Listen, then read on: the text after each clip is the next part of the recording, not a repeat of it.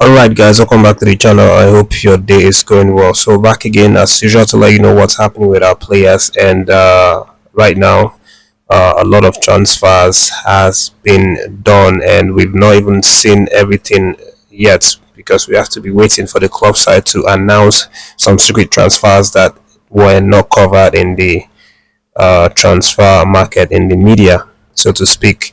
And as you can see on the screen, Kelechi Iheanacho is already a player of Middlesbrough. He was actually unveiled last night when Middlesbrough played against Sunderland. That game was unfortunate for Middlesbrough because they lost 3 goals to 2 on the night. But the club took the liberty to announce Kelechi Iheanacho to the away fans, sorry, to the home fans, because he was actually at the home of Middlesbrough, and that is that.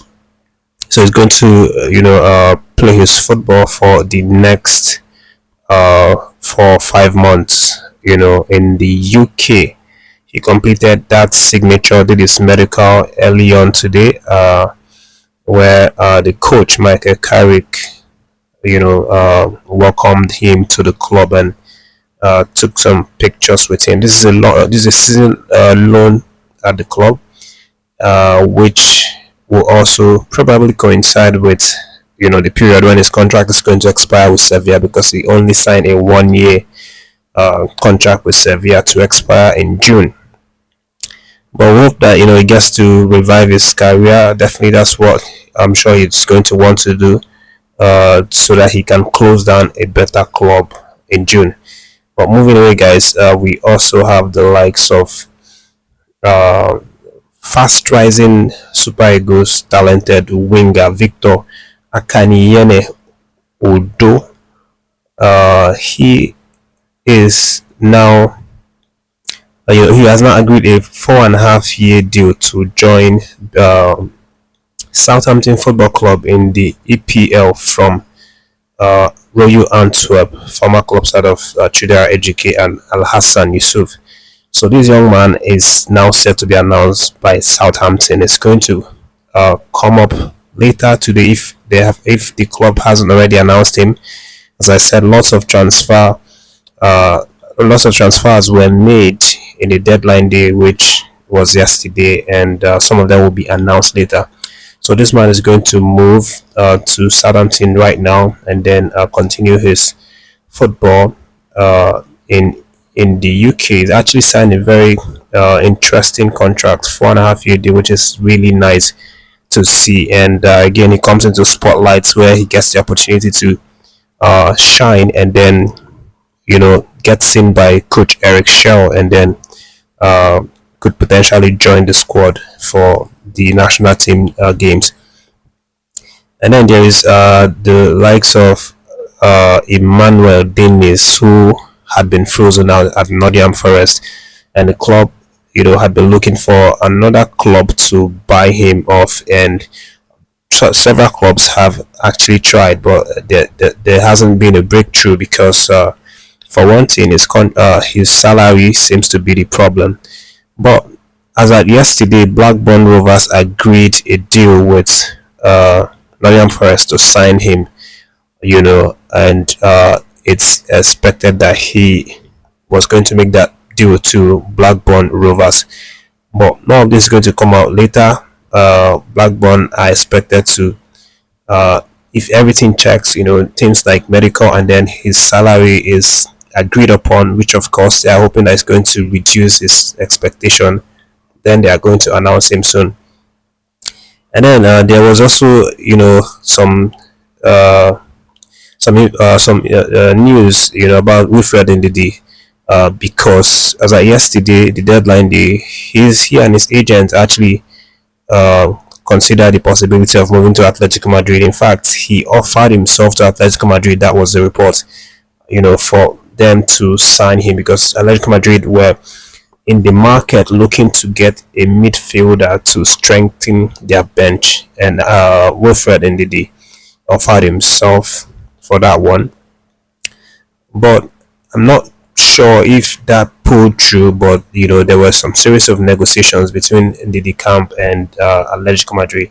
But Atletico Madrid made it clear that they had already closed their dealings this transfer season, that they were not looking to get into any serious business of spending a lot of money for any player. So it probably didn't work out. As I said, we'll know later on if these moves materialize. But moving away from that one, we also had the likes of Samuel Chukwueze, who was a late uh, uh, interest for Fulham Football Club in the UK. Fulham actually, considered bringing Samuel Chukwueze from AC Milan before the transfer window closes, and they showed some really intense interest on the young man, but it apparently didn't work out. Because of course we should have already seen it now, but either ways, there are still a lot of things that will be coming out into the lights, in the media. Things like some signings that were done in the last minute, and the media didn't carry it as such. Well, moving away, guys, to proper games played yesterday. Of course, Victor Osimhen represented his Galatasaray Football Club as they came out victorious in a very, very tight game against Gaziantep. They won that game 1 goal to 0 after a early minute goal in the 5 minutes scored by Kotuchi of Galatasaray.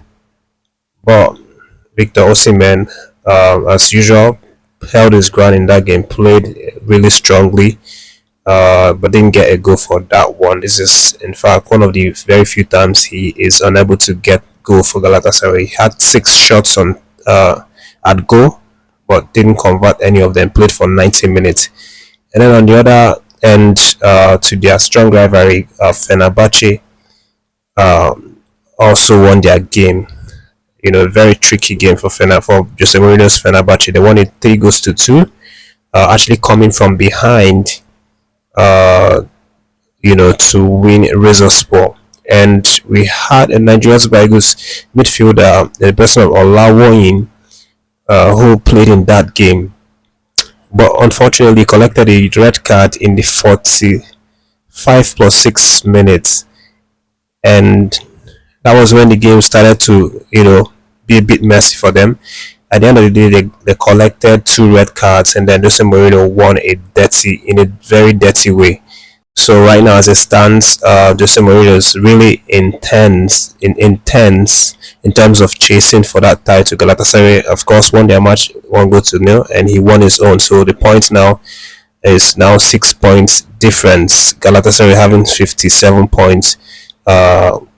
As compared with Jose Mourinho, who has 51 points for that one. But moving away from that, guys, Coach Eric Schell has now been, given some sort of support from a former Super Eagles player, Emenike. He has now expressed his confidence and belief that Coach Eric Schell can actually get the boys to qualify for FIFA 2026 World Cup.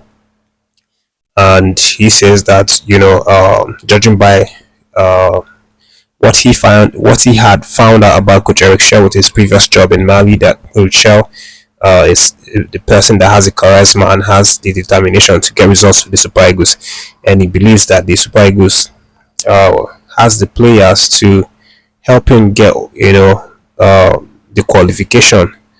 So Emenike has now tipped the man to go all out and quiet all critics for that qualification. Of course, coming up later in March, and then we'll hope that it goes well for the Super Eagles. But that is everything, guys. Leave your reaction. Thanks for watching this one. Don't forget to like and subscribe to Nigeria Food TV. Stay tuned for more videos.